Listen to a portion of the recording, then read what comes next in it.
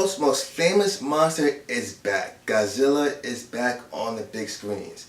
And this time around, the way he told Godzilla's story is how he's pitted against two monsters that man has created back in the 50s. And now it's back to wreak havoc on the world.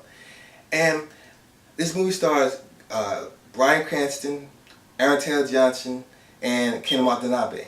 Now, look, I was a fan of the 1998 version of Godzilla. Say what you will about it. Yes, it's cheesy, it's bad, terrible acting. Yes, I can agree with you. Whatever bad thing you can say about that movie, I can agree with you. I can't argue how bad it is.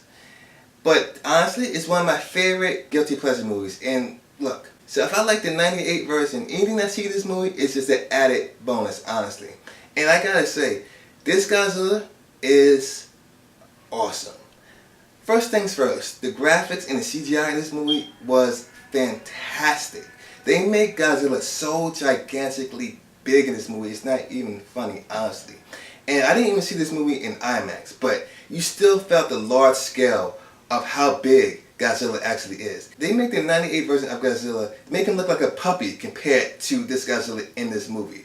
It's a Godzilla for this new generation and a Godzilla that fits for its time, because the CGI in this movie was just so fantastic and they did an amazing job on CGI.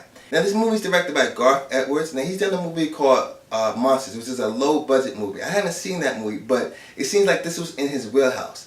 And I like the way he directed the film because he reminded me of how Steven Spielberg directed Jurassic Park and Jaws, in a way he teased Godzilla throughout the film. The way I can compare this movie is this. When you go to a restaurant, they give you appetizers, and then the main course. And that's how he played it out in this movie, because when the full course meal comes out in this movie, you are full for the most part. Godzilla fans will definitely be satisfied with this movie. And the way Garth Edwards directed it, it's like you just feel an epic scale of destruction throughout the whole entire movie. He did an excellent job of showing you how great this destruction actually is. I mean, I wouldn't mind him seeing him doing a disaster film the way he directs this movie. And look, when you go to a movie like this, you're not into the characters as much. Even though you have Bryan Cranston and Aaron Taylor Johnson, you're going for Godzilla. And so the character developments and being invested into the characters, you may not, it's there, but it's not, you're not going to get the emotional impact like you say a drama or any other movies that's character driven. But the characters in this movie are written enough where they don't feel like one-note characters for the most part. You get behind them, but you're not really emotionally invested into them, as you say, like I said before, a drama. But it doesn't really matter because the epic scale of Godzilla, you really don't care about the characters so much. They're just there for story purposes that help drive along the story for the most part. As long as they're written as well to make the story go along, works for me, and it worked in this movie.